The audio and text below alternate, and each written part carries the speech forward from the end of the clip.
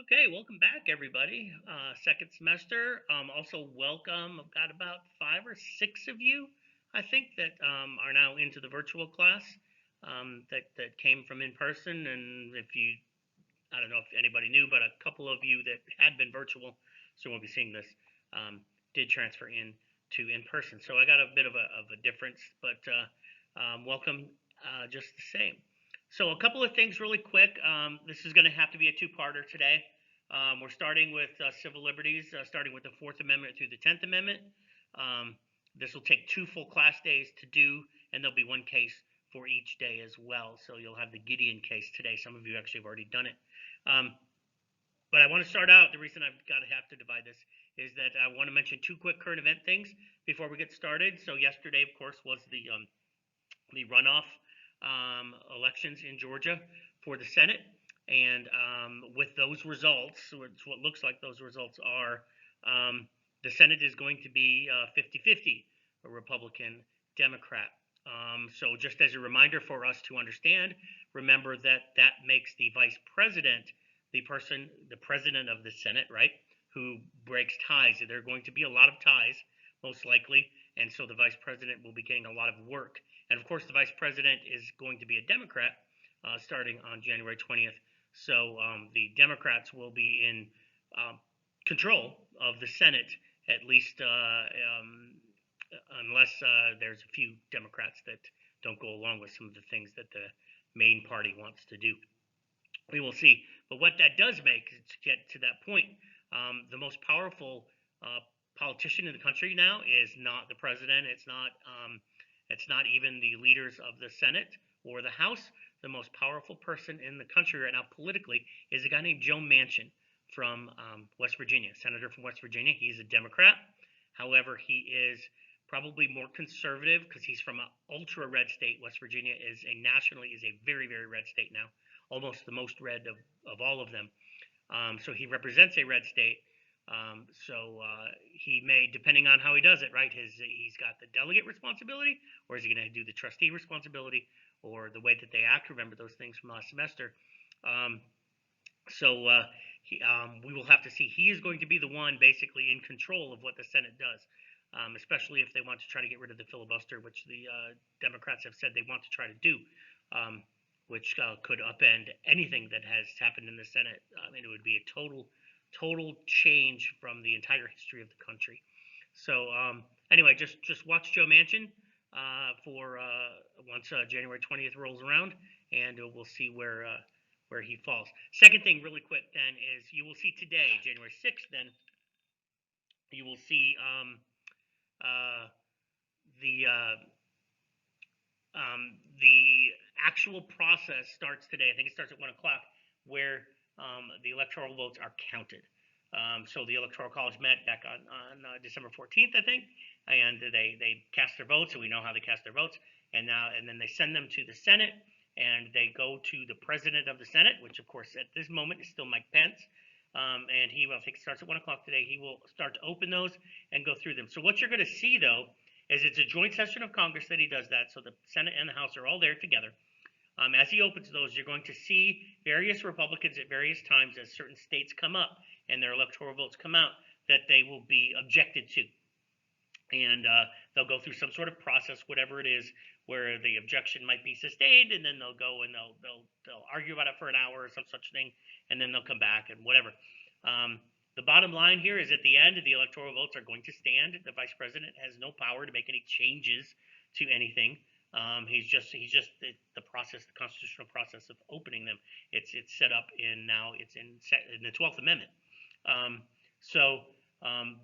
What you'll see, the only thing that I want you to know is just perspective again, because if you watch the news or you read most of the news things, you're going to see how they're saying this is a constitutional crisis. How can they do this? How can they object? Blah, blah, blah. All you need to know is that in 2000, the Democrats did it. In 2004, the Democrats did it. In 2016, the Democrats did this. So it's not unprecedented. It's not a crisis. There'll be more Republicans will do it this time than Democrats did it last time, but it's just a process. Okay, it's not the end of the republic. Okay, So let's move on. Let's get started. There'll be a few slides then in this section, and then more in the next section as we go. So civil liberties 4 through 10. So most of what we have today will deal with defendants' rights in 4 through 10, actually 4 through 8. So again, much of the Bill of Rights concerns those accused of crimes. It was rooted, just like most of the other things, in the memory of British repression, the things that the British did that they want to make sure don't happen here. So we're talking about the 4th, 5th, 6th, 7th, and 8th Amendments. All elements of those have something to do with defendants' rights. And we're going to go through these in this part of this unit. Okay? So one of the things that's very helpful is I'll do this really quick, is look at the criminal justice system as kind of a funnel that decreases in size, where the largest part of the funnel at the top is the universe of crimes, solved, unsolved, whatever. And as you go down, the decrease in size, and you'll see here that sometimes the crime is found out, sometimes then it's followed by an arrest, sometimes then you get further, less and less of those then are followed by a prosecution, less and less of those are actually followed by a trial itself, and less of those, you finally get to the bottom, the lowest amount is those that result in a verdict of guilty or not guilty. So universe of crimes all the way down. Now the point about this is that at each of those stages, each of that universe of crime stages, all the way down through conviction, there are protections at every stage for the defendants. Okay, and that's part of what we're going to go through today. So just like we've seen in the First Amendment, especially the religious stuff, what does establishment mean? What does free exercise mean? What does free speech mean? All that stuff. The language is vague because, part of what the Sixth Amendment, speedy trial. What in the world is a speedy trial? Okay. How cruel is cruel and unusual punishment? The Eighth Amendment. You get an idea. This drawn and quartering is what this picture is. And yes, that's obviously cruel and unusual punishment. But what really is the death penalty cruel and unusual punishment just in and of itself? That kind of thing. We'll talk about that. That'll be next time around.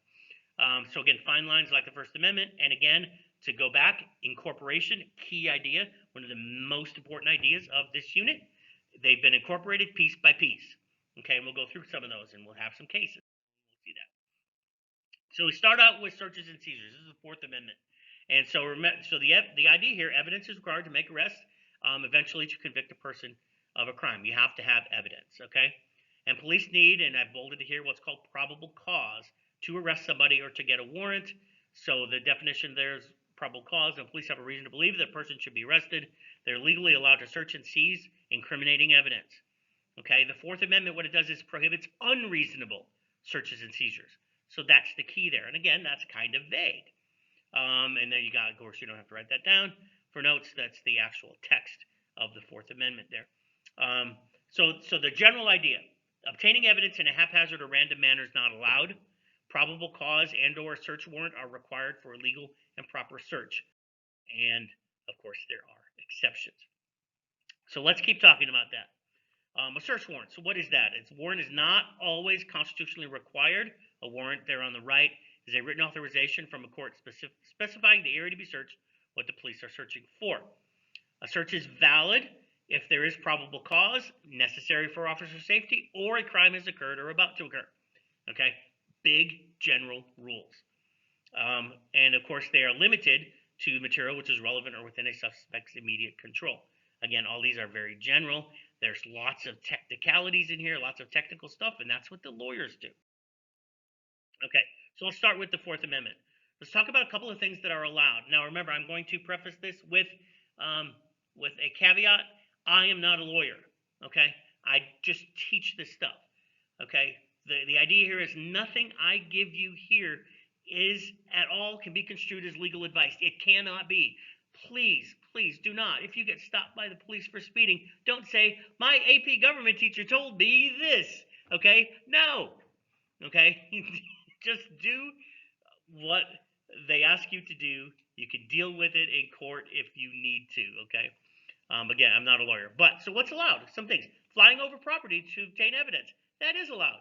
If you have this big piece of property, 5 acres, 10 acres, whatever, and you're growing marijuana on that property, and the police have a plane that flies over or a helicopter that flies over and sees that, they can obtain a search warrant, and that would be legal. Okay. What also is legal are what are called DUI checkpoints, so roadside checkpoints for drunk drivers. But what is not legal is just setting up a checkpoint to check everybody for everything.